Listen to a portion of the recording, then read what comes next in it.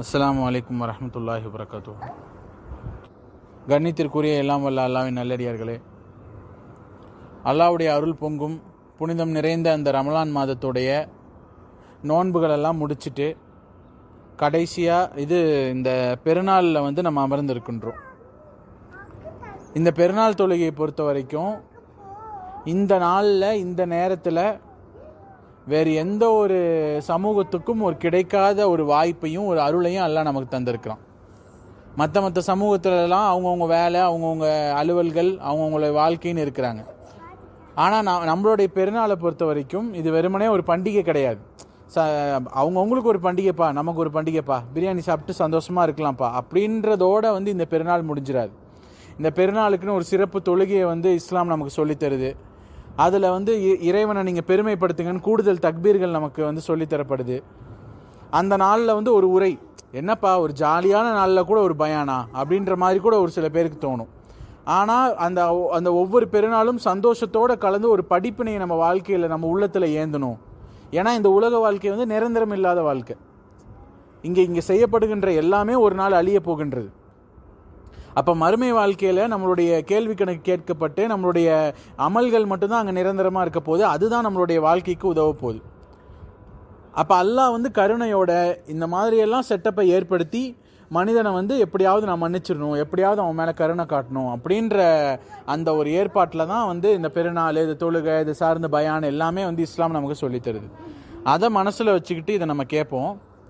இந்த பெருநாளை பொறுத்த வரைக்கும் இந்த ரமலான் மாதம் இறையச்சத்தை சொல்லித்தருது.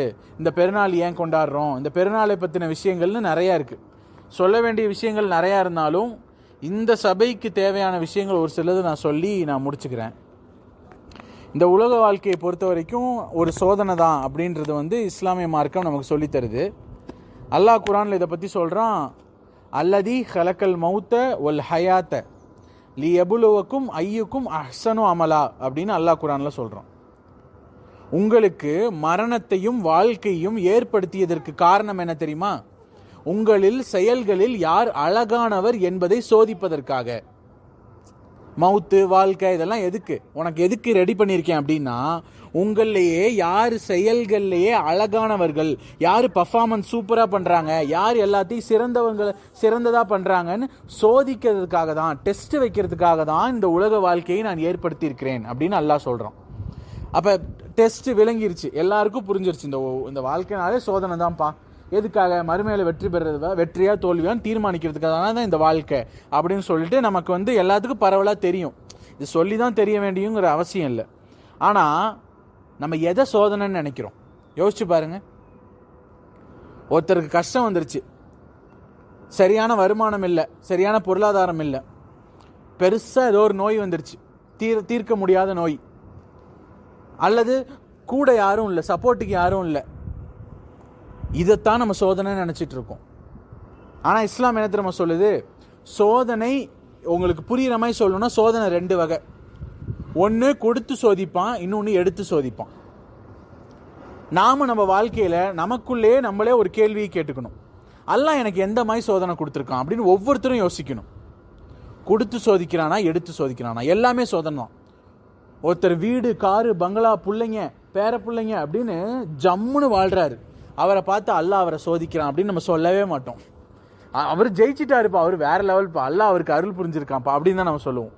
ஒருத்தருக்கு கஷ்டம், துன்பம், நோய் நொடின்னு வந்தால் தான் பாவம் அல்லாஹ் அவரை சோதிக்கிறான் அப்படின்னு சொல்லுவோம். ஆனால் உண்மை என்ன தெரியுமா?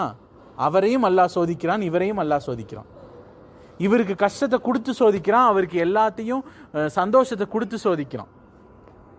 இங்கே புரிஞ்சுக்க வேண்டிய விஷயம் என்ன அப்படின்னா, எல்லாருக்கும் சோதனை தான். அந்த சோதனையை யார் சரியான முறையில் கிடக்கிறாங்களோ அவங்க ஜெயிச்சிட்டாங்க, யார் அந்த சோதனை தப்பான முறையில் கிடக்கிறாங்களோ அவங்க தோத்துட்டாங்க. மறுமையில் கஷ்டம் வந்தால் என்ன செய்யணும்? பொறுமையாக இருக்க வேண்டும். அல்லாவை திட்டாம, அல்லாவை ஏசாம, எனக்கு மட்டும்தான் இப்படி நடக்கணுமா, வேற யாருக்கும் நடக்கக்கூடாதா அப்படின்னு புலம்பாம, அல்லாஹ் நமக்கு இப்படி ஒரு சோதனை கொடுத்துருக்கான், பொறுமையாக இருப்போம், சகிப்புத்தன்மையோடு இருப்போம், கண்டிப்பாக அல்லாஹ் நமக்கு பரிசு தருவான் அப்படின்னு பொறுமையாக இருக்கணும். எல்லா சந்தோஷங்களையும் கொடுத்து சோதிச்சா என்ன தெரியுமா செய்யணும்? நன்றி செலுத்தணும். நோய் மட்டும் சோதனை கிடையாது, ஆரோக்கியமும் சோதனை தான். ஆரோக்கியம் எப்படிப்பா சோதனை அப்படின்னா, அல்லாஹ் கொடுத்த ஆரோக்கியத்துக்கு இவன் நன்றி செலுத்துறானா இல்லையா, எல்லாம் என் உடம்பு, எல்லாம் நான் கெத்தா எல்லாம் ரெடி பண்ணி வச்சிருக்கேன், எனக்கெல்லாம் பெருசா எந்த நோய் நொடியும் வராது அப்படின்னு பெருமை பேசுறானா இல்லை அல்லாஹ்க்கு நன்றி செலுத்துறானா? கஷ்டத்துல இருக்கும், ஏழையா இருக்கும், ஹராமான வழியில சம்பாதிக்காம, திருடாம, மற்ற காரியங்கள்லாம் பண்ணாம பொறுத்துக்கிட்டு இருந்தா அவங்க அந்த சோதனையில ஜெயிச்சிட்டாங்க. காசு பணம் எல்லாம் கோடி கோடியா இருக்கு, தர்மம் செய்யாம, யாருக்கும் எதுவும் கொடுக்காம, இதெல்லாம் அல்லாஹ் கொடுத்தது நன்றி செலுத்தாம, எல்லாம் என்னோட சொந்த முயற்சினால நான் சம்பாரிச்சுக்கிறது, ஏன் காசு உனக்கு என்ன அப்படின்னு கேள்வி கேட்டால் அவங்க அந்த சோதனையில தோத்துட்டாங்க. இந்த முக்கியமான நாளில் இந்த முக்கியமான இந்த புரிதலை உங்களுக்கு நான் புரிய வைக்க முயற்சி பண்ணுறேன். எல்லாமே சோதனை தான். கஷ்டம் வந்தாலும் சோதனை தான், சந்தோஷம் வந்தாலும் சோதனை தான். இந்த உலகத்தில் காசு, பேர், பணம், புகழ்னு எல்லாத்தையுமே வச்சு வாழ்ந்தாலும் சோதனை தான், எதுவுமே இல்லாமல் வீழ்ந்தாலும் சோதனை தான்.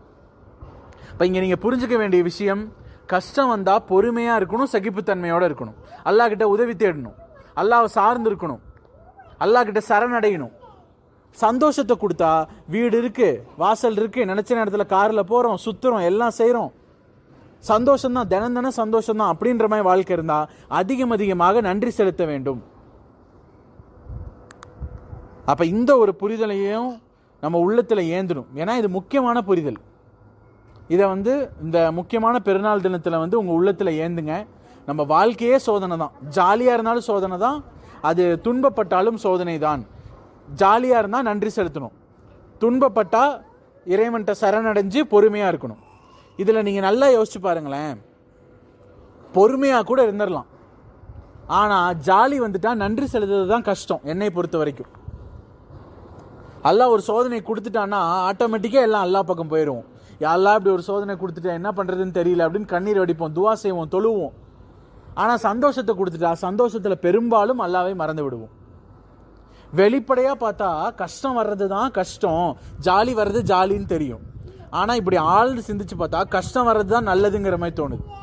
ஜாலி வந்தா அல்லாஹ்வை மறந்துடுறமே.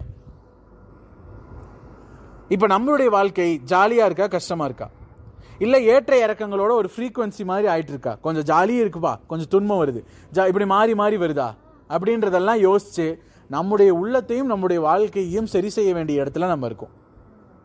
நமக்கு சந்தோஷங்களும் வருது. இன்னைக்கு பெருநாள், எப்படி சந்தோஷமா தான் இருப்போம். இந்த சந்தோஷத்துக்கு அல்லாஹ்விடத்துல நன்றி செலுத்தணும். நமக்கு நோய் நொடி, கஷ்டம், பொருளாதார இழப்பு அப்படின்னா அதுவும் வருது, அப்பப்ப வருது. அப்படி வரும் பொழுது அல்லாஹ்வை சார்ந்திருக்க வேண்டும். இப்ப இதுதான் முக்கியமான விஷயம். அப்ப இந்த ஒரு புரிதலையும் உங்க மனசுல நீங்க ஆழமா பதிய வச்சுக்கோங்க. கஷ்டமும் சோதனை தான், சந்தோஷமும் சோதனை தான், ஏழையா இருப்பதும் சோதனை தான், பணக்காரனா இருப்பதும் சோதனை தான், ஆரோக்கியமாக இருப்பவருக்கும் சோதனை தான், நோய் நொடியா இருக்கிறவங்களுக்கும் சோதனை தான். அப்ப இந்த விஷயத்திலையும் நீங்க மனசுல வச்சுக்கோங்க. இன்று கேட்ட அனைத்து விஷயங்களையும் பின்பற்றக்கூடிய, புரிந்து கொள்ளக்கூடிய பாக்கியத்தை இறைவன் நம் அனைவருக்கும் தந்து அருள் செய்வானாக என்று கேட்டு நிறைவு செய்கிறேன். வாஹிருதவான் அல்ஹம்துலில்லாஹி ரப்பில் ஆலமீன். அஸ்ஸலாமு அலைக்கும் வரஹ்மத்துல்லாஹி வபரகாத்துஹு.